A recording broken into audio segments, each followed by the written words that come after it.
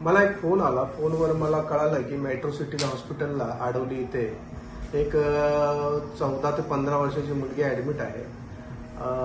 कळाल्यानंतर मी तिथे हॉस्पिटलमध्ये पोहोचल्यानंतर तिला विचारणा केली काय झालं, कारण तिने सांगितलं की उचक नाका येते डम्पिंग ग्राउंड मध्यंतरी मी तिथे डम्पिंग ग्राउंडचं एक आंदोलन छेडलेलं होतं. त्यांना एक वॉर्निंग दिलेली होती की तात्काळ ते डम्पिंग ग्राउंड बंद करण्यात यावं.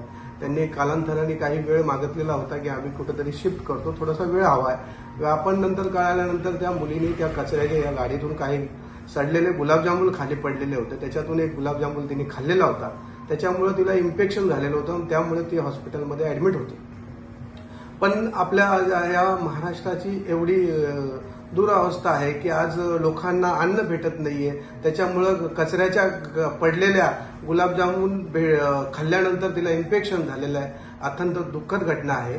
तात्काळ हे डम्पिंग बंद करण्यात यावं आणि ते कायदेशीर त्या डम्पिंग आणि महानगरपालिकेवर कारवाई करण्यात यावी, ही रिपब्लिकन पार्टी ऑफ इंडियातर्फे एक आव्हान आहे.